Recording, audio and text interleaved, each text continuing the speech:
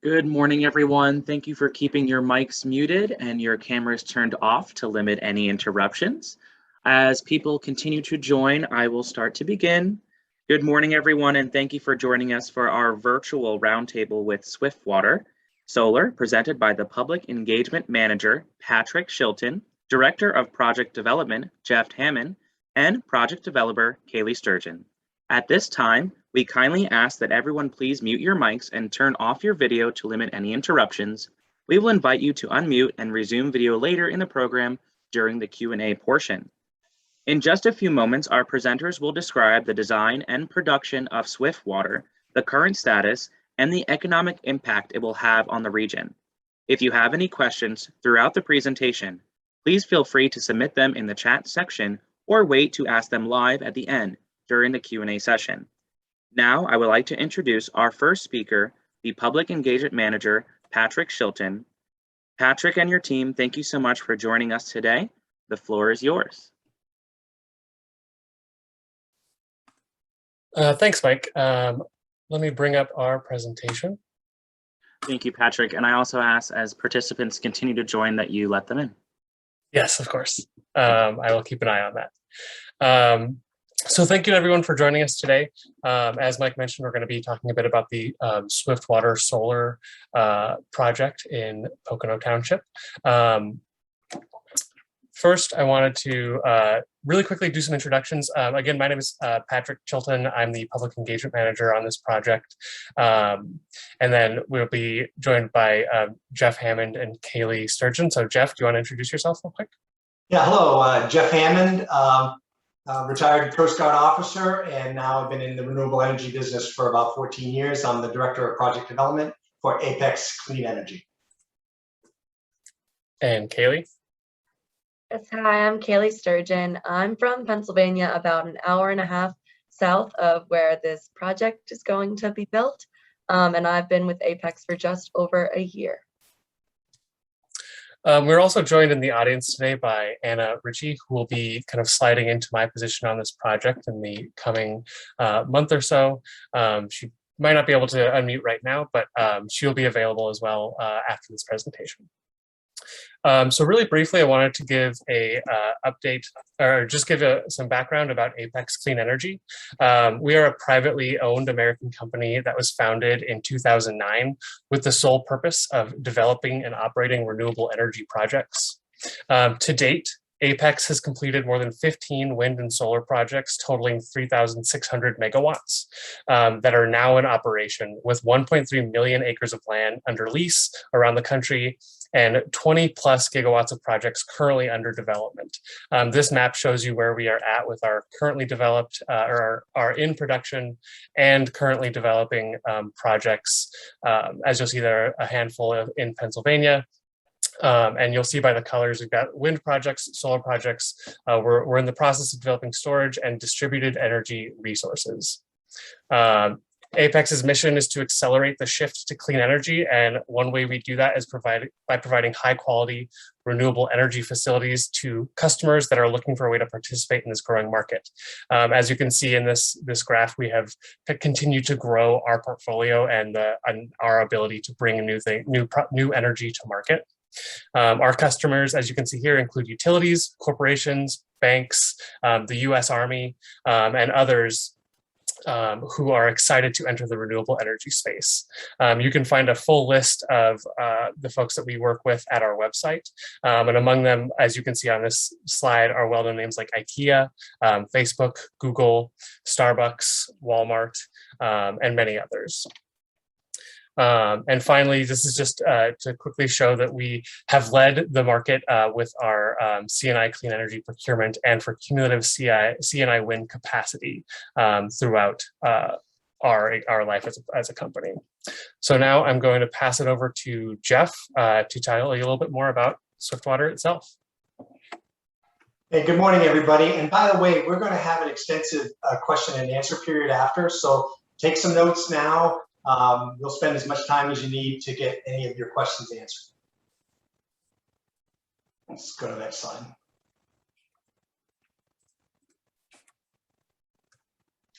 Okay, here is quick project highlights on Swiftwater Solar. You can see it here in the upper left-hand side, the little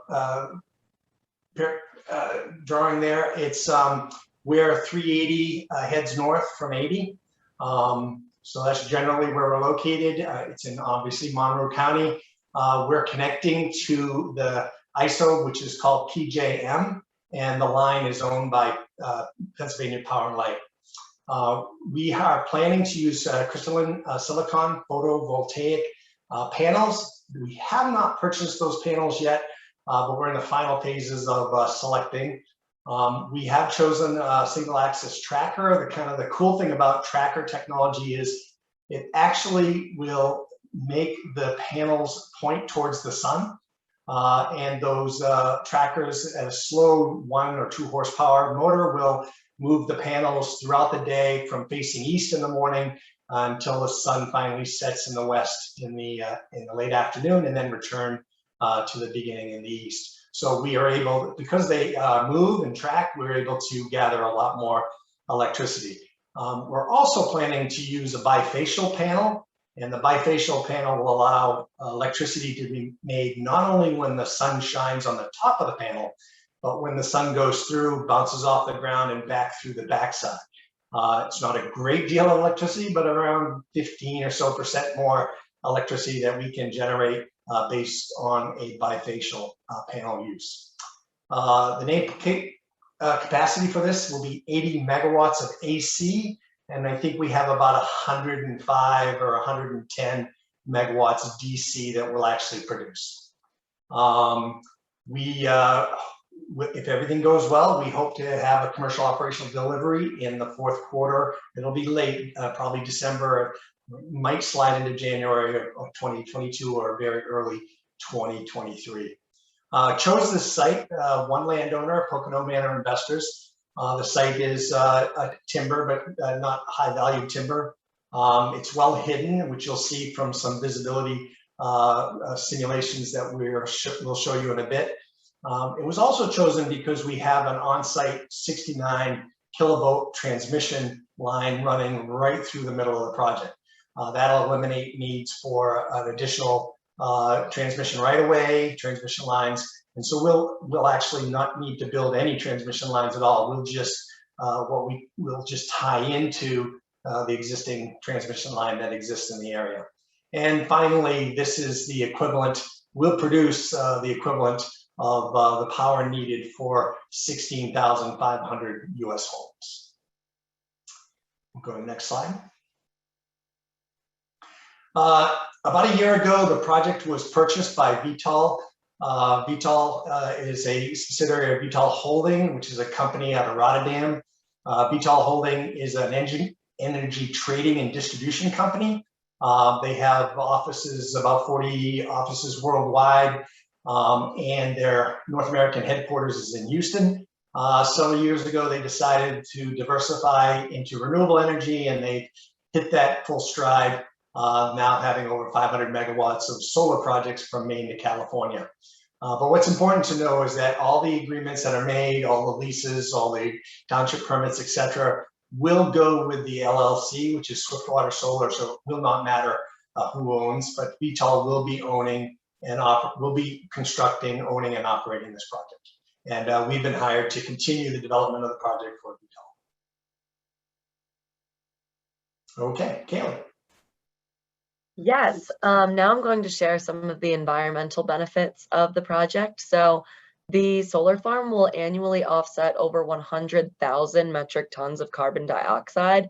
And on this slide are listed some ways to think about how much CO2 that's actually offsetting. So it's almost the CO2 emissions from almost 12 million gallons of gasoline, or over 100 million pounds of coal, over 12,000 homes energy use for 1 year, about 22,000 passenger vehicles driven for a year, or the CO2 that's sequestered by about 130,000 acres of US forests in 1 year. So it will be offsetting a good deal of CO2 production and be a great clean energy opportunity for Monroe County. You can go to the next slide now. We've done extensive environmental, archaeological, cultural surveys in the area to make sure that we're avoiding sensitive habitats and other resources in the area. So we've worked with the Army Corps, the Federal Aviation Administration, the U.S. Fish and Wildlife Service, the EPA, PA Fish and Boat, the Pennsylvania Game Commission, the Pennsylvania Department of Conservation and Natural Resources, and the PA Historical and Museum Commission to make sure that we are avoiding any and all habitats that could be at risk in the area, cultural resources, and architectural, archaeological resources. Next slide. This project will also be a great economic impetus for Monroe County. So the total investment is about $110 million, and 20% of this investment is expected to directly benefit Monroe County through tax investment, investment in the community, and money that will stay right there in the county. It should create about 250 full-time equivalent jobs during construction of the project coming up next year, and its annual property tax payments will be about $150,000 to $200,000 per year for the expected life of the project, which is about 40 years. So a real investment in the community. And then the next slide, I will throw it back to Jeff when this loads to go over the site of the project. Oh, and you're still muted, Jeff. Yep, thank you. As I said earlier, this land is owned by one landowner, and that's the Pocono Manor investors. This slide here shows all of the Pocono Manor investors' land. We'll be in the southern portion of the area shown in magenta. We're not using all of the land, but a good deal of that, and that sits up on Bear Mountain. The Pocono Manor's investors have a long-term plan on how they plan to utilize their property, and I'll go into a little bit more of that in a bit. So next slide, please. Our project schedule, as Caleigh mentioned earlier, this slide actually probably should go way back before 2020, but we've been doing environmental studies since early 2020 on the site. You know, as we said, the wetland surveys, we've done bat surveys and bog turtle surveys, all to make sure that we're not impacting the area. We are now in the middle of our zoning and land use. We have submitted our civil plans to both the Pocono Township engineer as well as Monroe County Conservation District, and they're reviewing our civil plans. Once we have a conditional approval from the Pocono Township engineer, we will then go through the normal permitting process, and we will submit our land development plan. We've already done a sketch plan in front of both the Planning Commission and the Board of Commissioners, and we'll be doing our formal land development plan presentation as soon as we get conditional approval from the township engineer. Our process with Monroe County Conservation District will continue as well, and once we receive our NIPD's permit as well as stormwater permits from them and our land development plan finalized by the Board of Commissioners, we will then have our permits needed and we'll be able to start construction, which we hope will be late spring or early summer of next year. Next slide.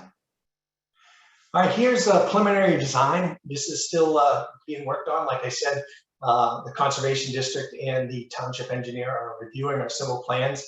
The area in blue that you see, those are solar panels.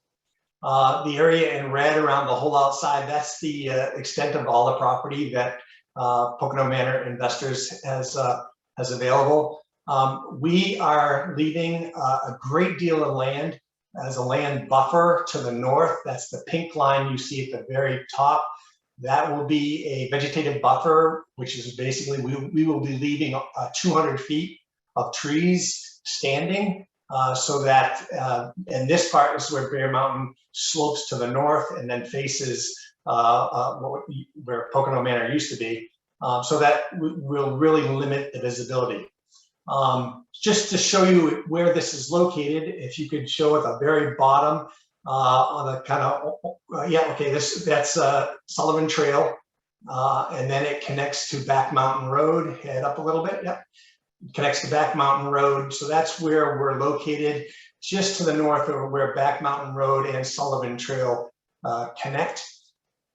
The gray circles in the middle, those are inverters. I told you earlier we have a little more DC produced than we have AC. That's normal. There are normal losses from DC production, which is what solar panels produce. They produce DC power, but of course we use AC power, so we need to invert that power from DC to AC, and there's a bit of a conversion loss, so we'll be having about 110 or so produce DC, and we'll convert that to 80 megawatts of DC.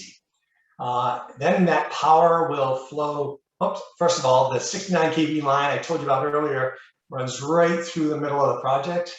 So it already exists. And then right above there is our substation. That's where we'll transform the power and step it up from 34.5 kV, which is really a collection load.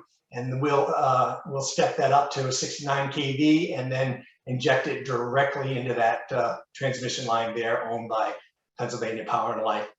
We've already done our studies, and we found that there's good capacity on the line, so our upgrade costs are really minimal for this project.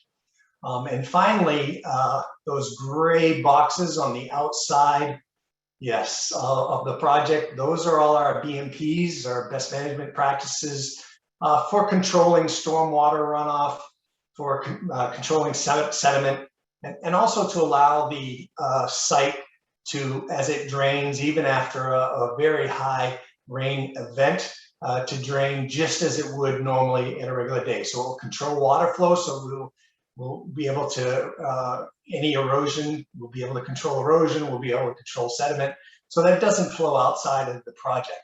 And just so everybody's aware, there are no BMPs on the site now, so during a heavy rain, those sediments or whatever would continue to flow north to Swiftwater and the other water tributaries that surround the project. I think that covers most of that slide.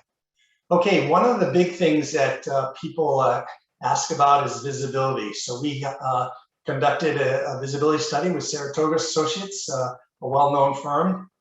The VPs are the vantage points from which photos were taken of existing site and then modeled to what it would look like in the future. So we have several viewpoints here that I'm going to show you the before and after of what that's going to look like. So we can go to the next slide, please. So this first slide is Pocono Manor, unfortunately. This is how it looked, at least about a year ago when we first took this picture. And then, of course, we're looking south towards the project, and this is how it exists. And then once the project is built, it will look like that. So you want to toggle back again, show them previous, and what it will look like once the project is built. So very little visual impact here. And so let's go to the next slide.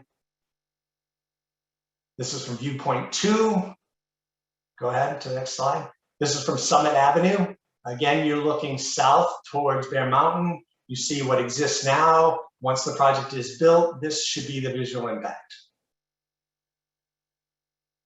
Again, you'll see some lowering of trees, but generally very little visibility of this project at all. Let's go to the next slide. From vantage point 3, along Manor Drive, existing conditions and future conditions. Go back to existing and future conditions. Here's a little more impact. We're getting a little closer to the site, but still almost no visual impact of our project. And the reason is because it sits up on top of Bear Mountain.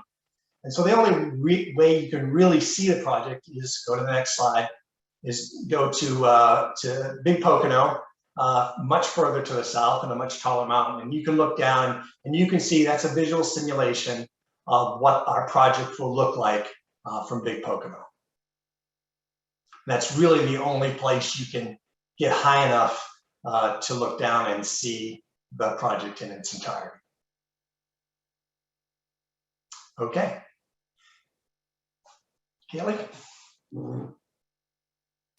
Thanks, Jeff. So then, excuse me, wanted to round out the presentation by talking about our grant programs, which we sponsor for our projects in order to make sure that we're really investing in the community and that we're furthering our goals of advancing clean energy and advancing a clean climate.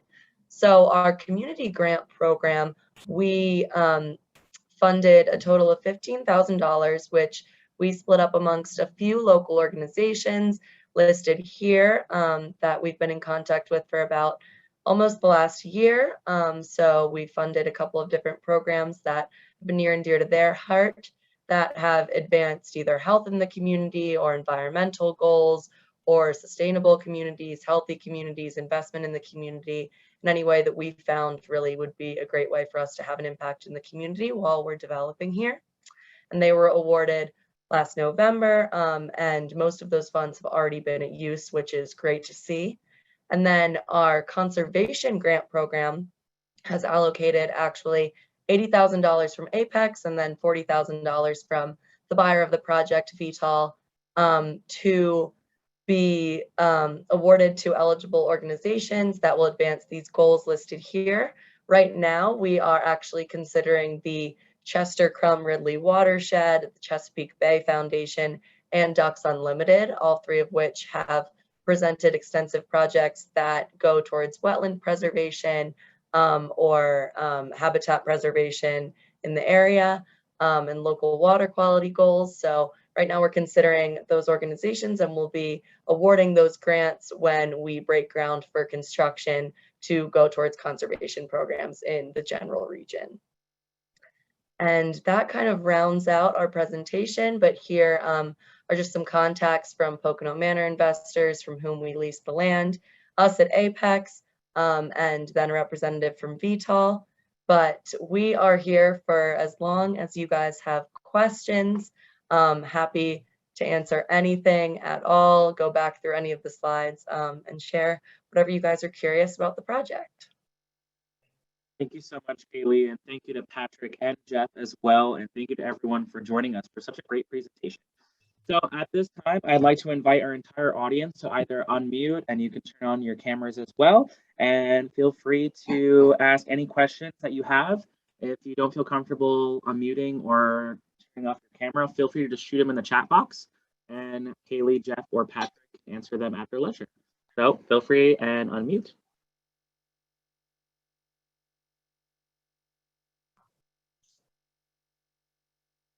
While you're collecting questions, I'll kind of hit a few myths about solar. One of the myths is that solar energy wouldn't exist without subsidies. Yes, there is an investment tax credit that is expiring for solar, but all forms of energy receive some type of help from the U.S. government. We're certainly not alone. I think the fossil fuel industry is looking at $75 billion in sponsorship, investment tax credits, etc. So we're not alone, but I can tell you one thing in that solar has been able to stand alone for quite some time now and is really one of the lowest cost of energy providers. So it's a nice way of adding renewable, clean energy to the mix without really increasing the cost of electricity at all. In fact, it should lower cost because our fuel is free. Fuel comes from the sun. Our operating and expenses are really minimal once the project is built. And so we're able to continue to provide electricity very reliably and for a very inexpensive price. Jeff, we got a couple questions coming in through the chat function here. Two job creation related questions. One is, aside from construction, what are some other jobs available, and what are the full-time jobs created after construction? Okay, yeah, the construction jobs, the company called DEPCOM, they have been hired. They've got a great deal of experience developing solar projects. They will be leading, they're an EPC or engineering, procurement, and construction contractor, and they'll be leading the construction efforts.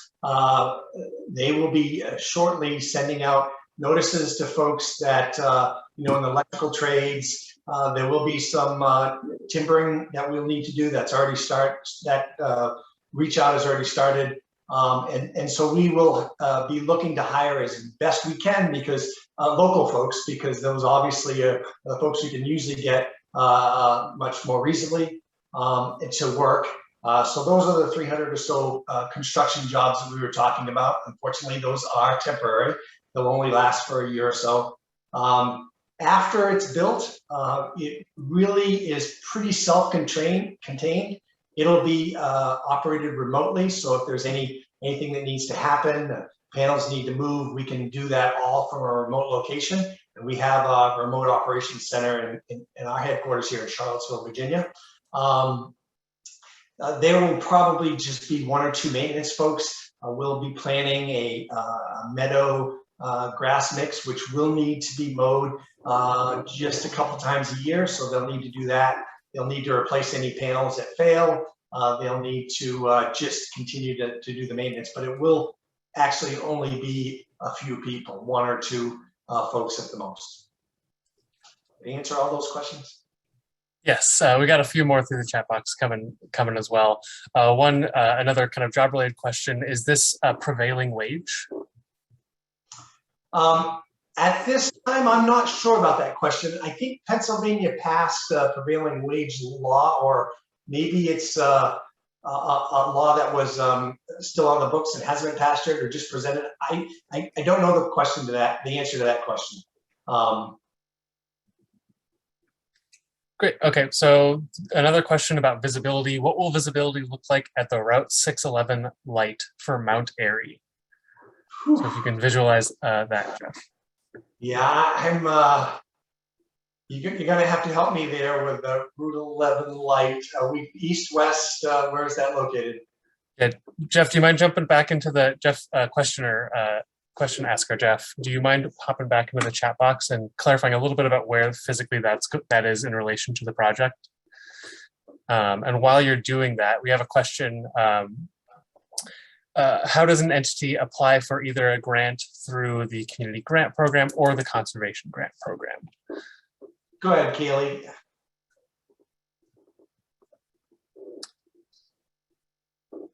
Sorry, had to clear my throat there. Unfortunately, our community grant program actually finished last year when we selected our finalists in November. And our conservation grant program finished accepting applications back in the spring. We had advertised through the Pocono Record mostly for those to find our local organizations, and then a little bit of outreach. But if you're interested in partnering in the community in any way, learning more about the project, or learning more about the local organizations we've already worked with, please feel free to shoot me an email. I know it was on the contact slide, but I can put that in here as well. But yeah, those applications finished last year. last year.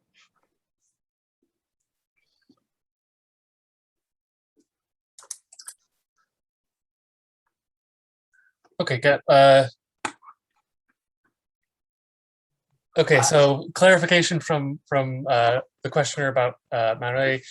The Swiftwater location going north to Mount Pocono. At that location, you could clearly see Pocono Manor about 1 mile north of Sanofi. I'm reading that verbatim, so without to not dilute the question. Yeah, you'll have pretty much the same view shed as, will actually be less because it's a lower altitude than the Pocono Manor was.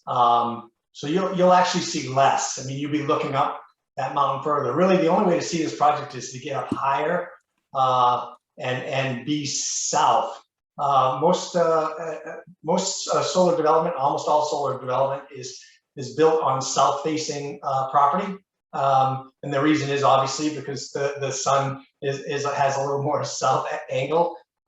So anything north of the project will have very little visibility at all. It'll be those areas that are south, but in this case, there's really a lot of existing trees to the south. So that's why there won't be a whole lot of visibility. And from Route 6, I'm just not sure where that intersection is.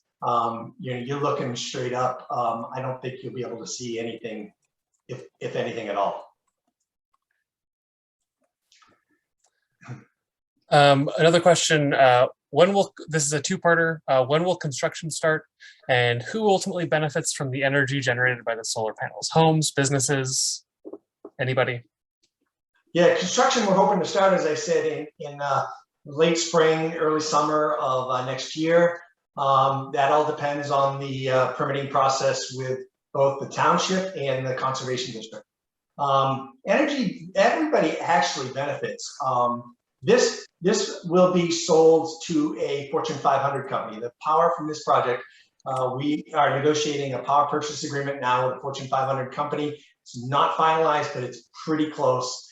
However, you know, whenever power is put on the line that's more inexpensive, it drives the cost of everybody else's power down. So that you know, that's the biggest explanation there for how the power will be spread out.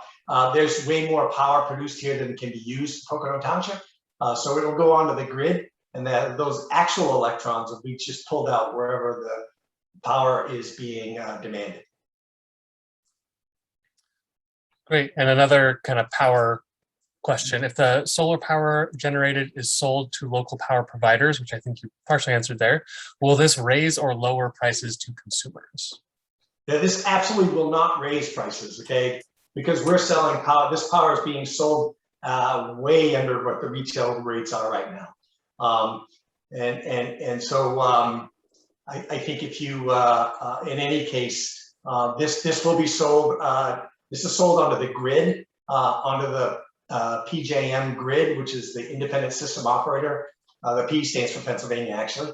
And it controls a lot of the mid-Atlantic area.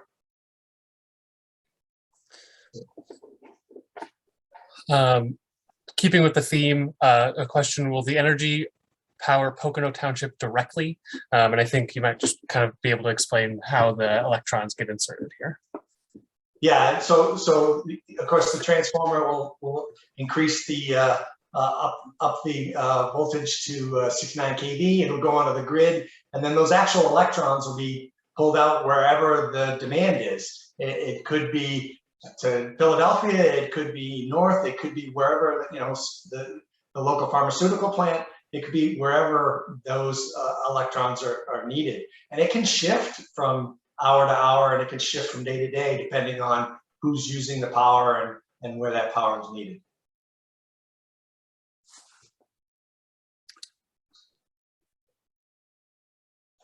So no more questions right at the moment. Another question some people have asked before, and there's been some confusion on solar panels and any heat generated by solar panels or any reflections. Some people think that they act like mirrors. They actually act the exact opposite of a mirror. They attract and hold the sunlight.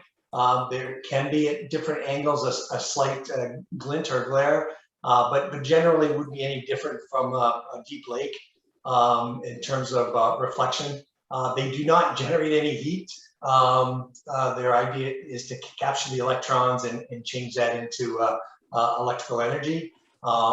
They're not, this isn't a concentrated solar plant where the sun rays are reflected and concentrated on another site. There's one of those in California. This is not that. This is the same technology that people put on their roofs with just a regular solar panel that's about a little over 3 foot by a little over 6 foot tall. Great, we got one more question while you were giving that great explanation. Other than the jobs created during construction, how will the revenue of 20 million be distributed to the community? Well, that's distributed in a number of ways. We, of course, will be the construction workers as they come into town. They'll be using the hotels. They'll be eating at the restaurants. They'll be buying fuel, and so that multiplier effect will come from there. The local timbering guys will get paid. Obviously, the folks with the graders that will need to do some grading will be paid, and that money will flow that way. So it's all the folks that are working on the project, the things that are bought locally, that will all stimulate the local Monroe County economy. And how does snow affect the viability of this project? Well, one of the things we needed to do is we always do a wind load to see what kind of load we can expect from the wind, and we have to then design the depth with which we drive the piles, which support the panels. We also had to do a snow study, a snow load study as well. The township required that, and we would do that anyway.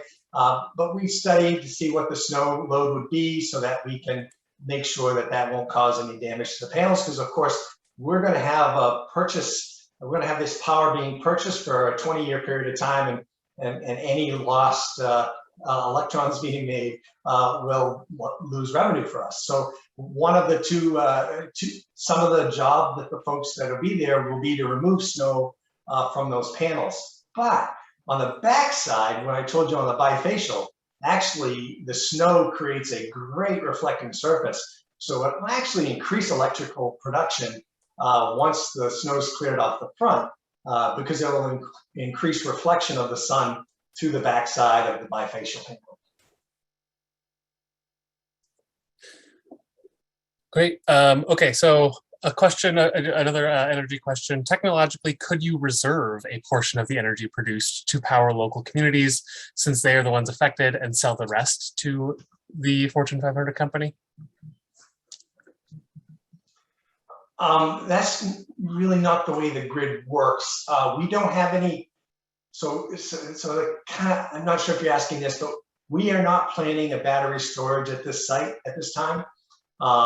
So we're not planning to store any of that electricity. That is becoming very popular in many of our sites, but we're not planning on having battery storage at this site. As far as reserving, these electrons are, unless you store them, they're once they go on the line, they go wherever they're needed. It's kind of like water flowing downhill. Wherever it's being taken out of, it just flows downhill towards demand. So there isn't any way to reserve unless you virtually purchase some of that power. If a local co-op could, absolutely. We've signed power purchase agreements with local co-ops before, and that's not the case in this situation. Great. A jobs question, how many people do you think will need to be brought in versus local workers for this project? Do you have an estimate on that? Kind of hard to say. I'm sure many of you have been around to local restaurants or your local supplier, or even tried to get a plumber and found that getting labor, local labor right now is tough. That has increased our costs. We're having to pay more to get those workers, etc. And so it will get as many as we can, but I'm not sure about the unemployment level in the county right now, and whether and how much that can support. But anybody that we can, we certainly will be looking. We'll be advertising for local folks, for local electricians, for local machinery operators, and such. So we'll need installers. But if we don't have those people locally, we're going to have to bring them in. And just to pause for a minute just to say thanks everybody for your really great questions so far. We are here for as long as you would like to be. Got a couple more questions coming through. Is it fair to say that, quote, fees in lieu of open space, unquote, paid through the development of the property constitute a local benefit that would then be reinvested back into local parks, open space, etc.? Yeah, that's certainly an option. We still need to work with the township and the planning commission specifically to find out, how that applies to us. And then we're working through, I don't know whether we actually provide open space or whether we pay a fee in lieu of, but we'll be working with the township very closely to figure out what that will be. But yeah, absolutely, that will and could continue to benefit the folks in Pocono Township. Great. Got a cybersecurity question. Could this project be negatively impacted by a ransomware hack similar to the types seen in the past on the East Coast? Yeah, I'm not a cybersecurity guy. Sorry. I know we have very careful security on this, but it's a pretty low technology in terms of could somebody hijack our SCADA system and make the panels point in the wrong direction? Yeah, I guess. We spend a good deal of time making sure that that we're well protected from there. Those ransom attacks I've understood are more about internal information and things about customers and such. So I'm not sure how we would be impacted. I'm not really well versed to answer your question. I'm sorry. Hill, here's a question that you may be a lot more well versed on. What is the next step for you to proceed with this project? And we talked a little bit about our timeline, but I think you could kind of delve a little bit into that more. Yeah, so our steps now is we have our civil designs in front of the Pocono Township engineer and in front of the Conservation District. We're waiting for them to finish their reviews. With luck, that will be all they need, and they'll say, perfect, this is great. We'll then go to the Pocono Planning Commission and present our land development plan. If they approve, we'll go to the Pocono Board of Commissioners. And if they approve, and once we get the Conservation District's approval, we'll start construction as soon as we can. We got less of a question, more of a comment here, but just as presented, this appears to be an excellent project for the area and region, and thanks. Thank you. Thank you. And I tell you a real quick story. I told you I was a retired Coast Guard officer. I worked on a lot of oil spills like the ones happening off the California shore right now. For one 3-year period, that's all I did. Had 600 spills, major U.S. federal spills in 3 years. I don't think people realize how much damage is done by fossil fuels every year. So once I retired, I got into this business and haven't looked back, and feel quite strongly that as a granddad, I got 3 grandkids, I'd like to see their future be a little better. I am concerned about climate change, and I know that you've experienced some incredible amount of rain in recent periods because we were trying to do infiltration testing while the rain just kept pouring on top of us. So I believe strongly in renewable energy, and that's why I do what I do. And I appreciate your support, and I know for the Poconos, especially the skiing and the water, it's really important that the environment stays clean and pristine like it is, so that people can continue to enjoy the great recreational area you have for many, many years to come. And I will just add to that if you are interested in kind of helping support this project, there's always a need for local voices who are interested in supporting this project. You can reach out to Jeff or Caleigh with a note, and we're happy to kind of walk you through how best to do that. I'm sure the Planning Commission and the Board of Commissioners would like to know what the feeling of their constituents are. So yeah, if you'd like to voice your support for the project, we'd love to have you do so, and to help the commissioners really get a good understanding on the support for this project. Thank you.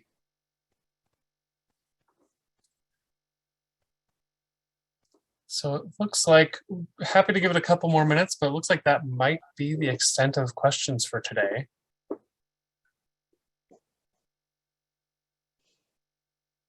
Awesome. I will leave the contact slide up here for the rest of our time.